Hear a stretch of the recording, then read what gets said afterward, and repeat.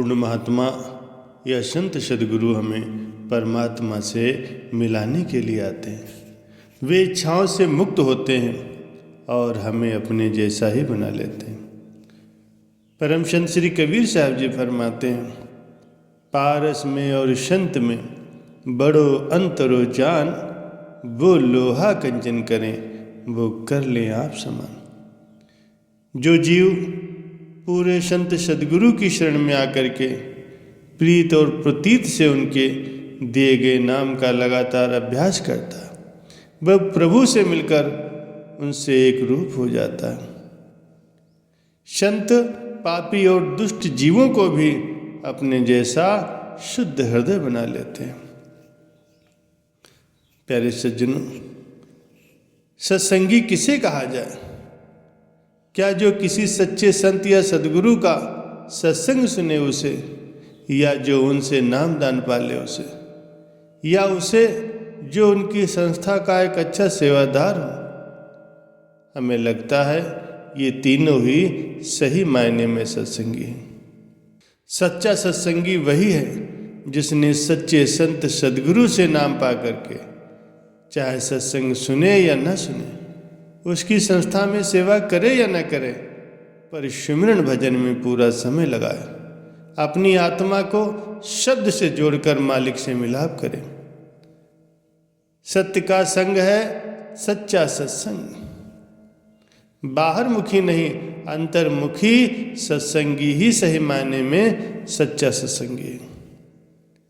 भजन में उस प्रीतम की याद में हमें ऐसे बैठना चाहिए जैसे कोई बच्चा लाख गलती करने के बाद भी जब वह घुटनों के बल बैठकर अपनी माँ की गोद में अपना सिर रख देता है, उसी प्रकार हमें भी भजन सिमरन के वक्त अपना सर सद्गुरु की गोद में रखते हुए इस दुनिया को भूल जाना।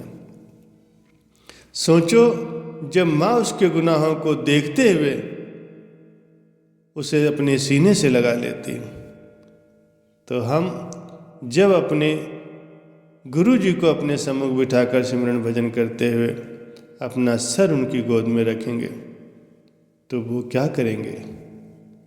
मेरे सतगुरु जी, ऐसा हर पल किसी के नसीब में आए जो तुम्हारी याद में रोकर तुम्हारे दर्शन दीदार में अपना समय लगाए, तुम्हारा भजन सिमरन करे।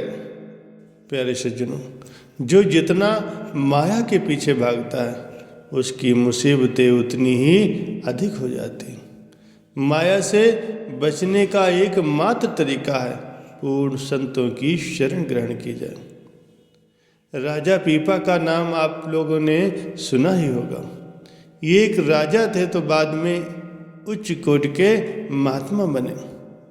राजा पीपा को अध्यात्म में गहरी रुचि थी। एक दिन राजा पीपा ने अपने मंत्री से किसी उच्च कोटि के महात्मा का पता लगाने को कहा, तो मंत्री ने बताया कि अपने ही राज्य में एक महात्मा है, अगर आप कहें तो उन्हें दरबार में हाजिर होने की आज्ञा भिजवा दें। उनका नाम है संत रविदास। पर क्या है, वो चमड़े का काम करते हैं, अपने हाथ से जूते गांठते हैं।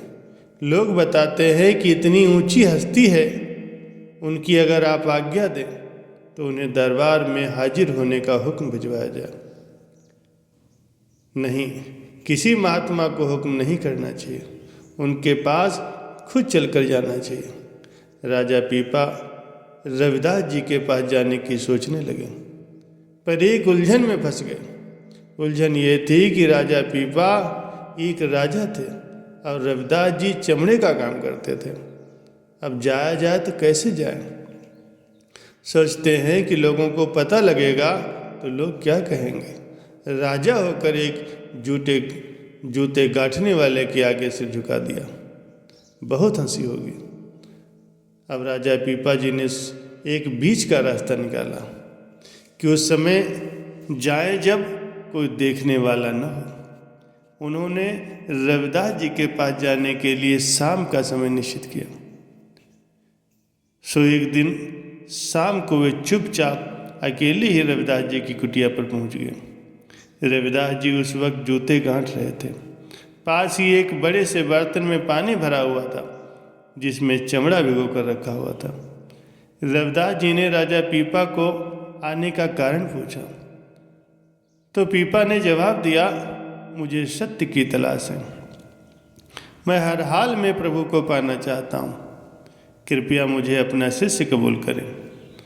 रविदास जी ने पीपा की तरफ गौर किया तो उन्होंने पाया कि राजा तो सच में ही सत्य का जिज्ञासु है। राजा एक तो न्यायप्रिय था, दयालुता से भरा हुआ था और वह खुद चलकर आया था।